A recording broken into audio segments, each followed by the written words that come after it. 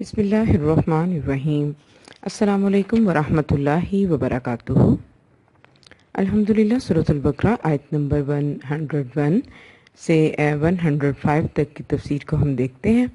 آیات ذرا لمبی ہیں تو سادہ قرآن کو سامنے کھول لیجئے۔ وَاتَّبَعُوا اور پیروی کی انہوں نے ما تتلو الشیاطین جو پڑھتے تھے شیاطین علی ملک سلیمان کی حکومت پر۔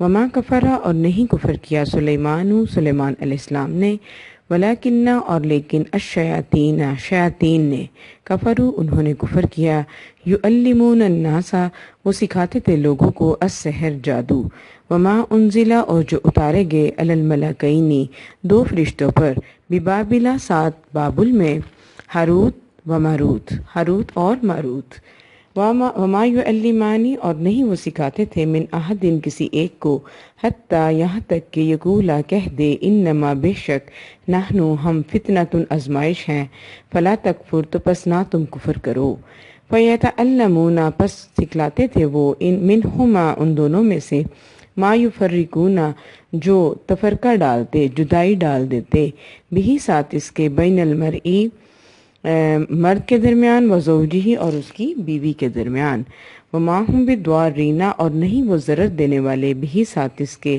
من احد کسی ایک کو، الا مگر باذن اللہ اللہ کے اذن کے ساتھ، ویتعلمون اور وہ سکھاتے تھے ما یضرہم جو نہیں تکلیف دے سکتے ان کو، ولا ینفعہم اور نہ وہ نفع دیتے ان کو، وَلَقَدْ اور البتہ تحقیق علیم جان لیا انہوں نے، لمن اشتراہ البتہ وہ خریدتے اس کو، مالہ نہیں ہے اس کے لیے فی الآخرتی آخرت میں من خلاق کوئی حصہ، وَلَبِئْسَ اور البتہ کتنا برا ہے ما شروا جو وہ فروخت کرتے بھی ساتھ اس کے انفسہم اپنے نفسوں کو، لو کانوا کاش کہ وہ تھے یعلمون جانتے، کاش کہ وہ جانتے ہوتے، وَلَوْ أَنَّهُمْ اور کاش اگر یہ بے شک وہ آمنوا جو ایمان لاتے، واتقوا اور اگر وہ تقوی کرتے، لمثوبۃ تو بہترین ثواب ملتا، من عند اللہ اللہ کے نزدیک سے، خیرون بہتر، لو کانوا کاش کہ وہ تھے یعلمون جانتے ہوتے۔ یا ایھا الذین آمنوا اے لوگو جو ایمان لائے ہو، لا تقولوا نہ تم کہو رائنا رائنا، وقولوا انظرنا اور کہو انظرنا سنا ہم نے دیکھا ہم نے، واسمعوا اور سنو، وللکافرین اور کافروں کے لیے عذاب علیم عذاب ہے دردناک، ما یود الذین نہیں چاہتے وہ لوگ کفروا جنہوں نے کفر کیا، من اہل کتاب میں سے، وللمشرکین اور نہ مشرکین، ان ینزل یہ کہ اتارا جائے علیکم تم پر، من خیرین کوئی بھلائی میں سے، من ربکم تمہارے رب کی طرف سے، واللہ اور اللہ تعالیٰ یختص خاص کرتا ہے برحمتہ ساتھ اپنی رحمت کو، من یشاء جس کو چاہتا ہے، واللہ اور اللہ ذو الفضل العظیم فضل والا ہے بڑے فضل والا ہے اللہ تعالیٰ بے شک۔ اب ہم اس کی تفسیر دیکھتے ہیں۔ آپ یہاں دیکھیں، واتبعوا ما تتلو الشیاطین ولما جاءہم رسول من عند اللہ مصدق لما معہم۔ اب دیکھیں یہاں پر بات ہو رہی ہے یہودیوں کی۔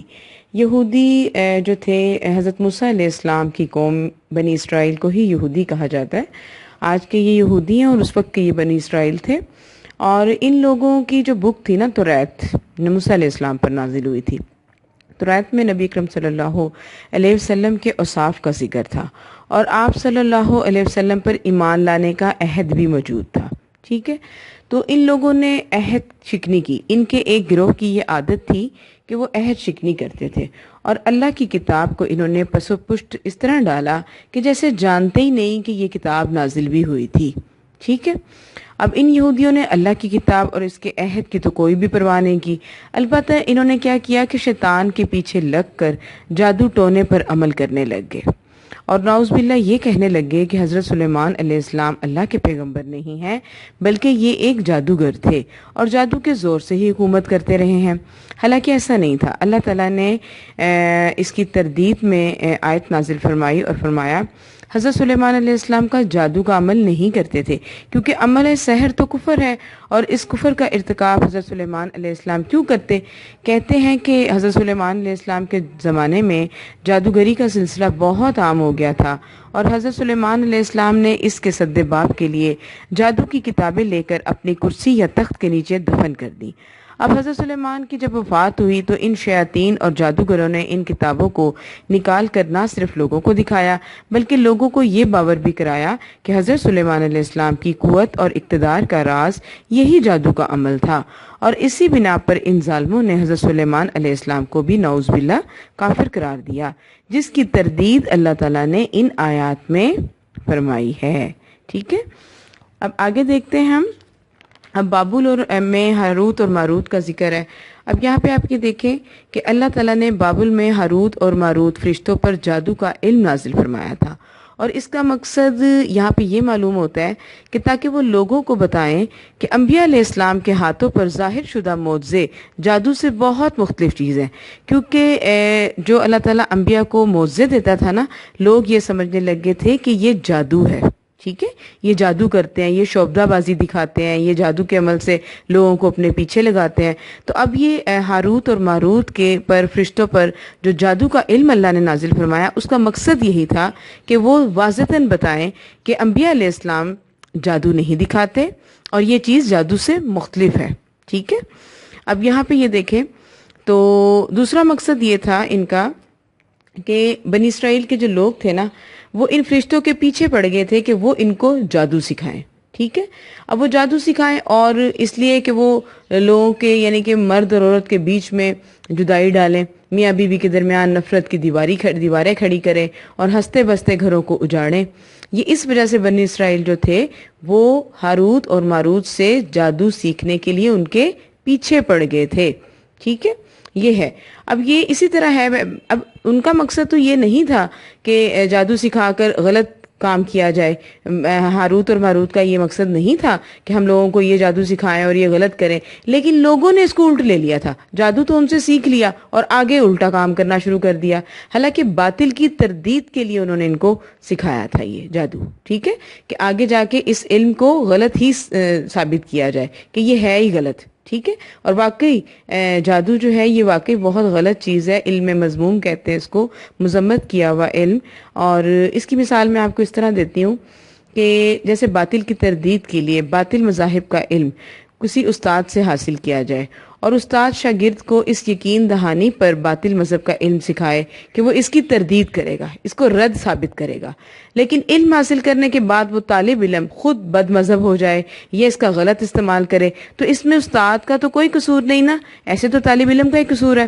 تو بنی اسرائیل کے لوگوں کو بھی یہی ان کا حال تھا کہ انہوں نے ہاروت اور ماروت سے علم سحر تو سیکھا لیکن اس کا غلط استعمال کرنے لگے۔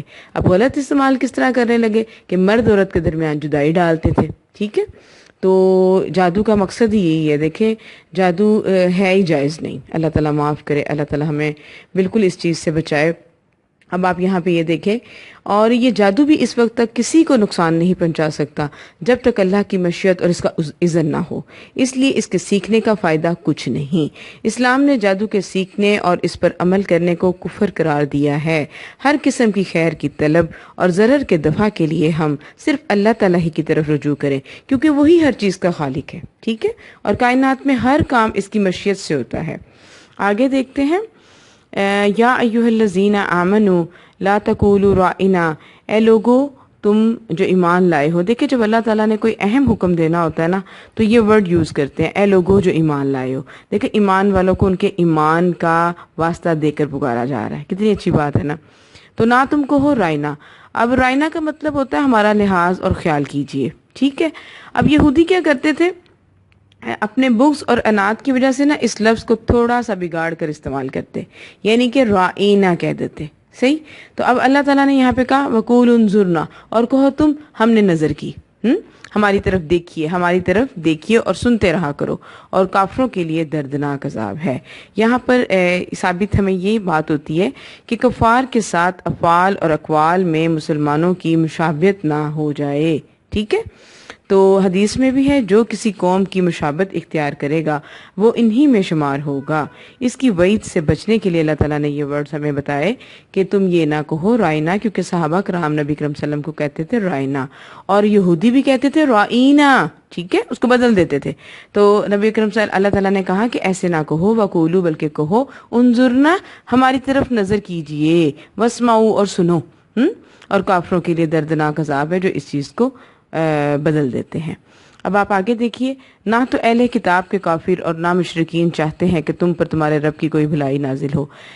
یہودی اور مشرک کبھی نہیں چاہتے تھے کہ اللہ تعالیٰ کی طرف سے نبی اکرم صلی اللہ علیہ وسلم پر کوئی بھلائی نازل ہو، تو اللہ تعالیٰ اس چیز کی بھی تردید کر رہے ہیں۔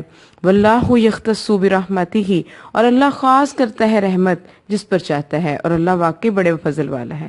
یہ تو اللہ کی مرضی ہے نا، جس پر جو رحمت نازل فرمائے، جس پر جو تنگی دے، جس کو بھلائی دے، جس کو خیر دے، جس کو کوئی نقصان دے، یہ اللہ کی مرضی ہے۔ انسان اس میں کوئی اعتراض نہیں کر سکتا رب تعالیٰ کے کلام پر، بے شک۔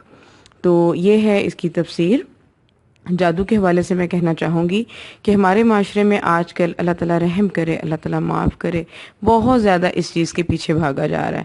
مختلف قسم کے عامل بنے ہوئے ہیں، مختلف قسم کے پیر بابے بنے ہوئے ہیں جو کہ لوگوں کو الٹے سیدھے کاموں پر اکسا رہے ہیں اور ان سے پیسے بٹور رہے ہیں۔ زندگی میں کوئی بھی مشکل آئے، زندگی میں کوئی بھی تکلیف آئے تو صرف اور صرف رب تعالیٰ کی ذات کو پکاریں، کیونکہ سننا اسی نے ہے، کرنا اسی نے ہے، حکم اسی نے دینا ہے، اور بے شک ہونا بھی وہی ہے جو وہ چاہتا ہے، ٹھیک ہے۔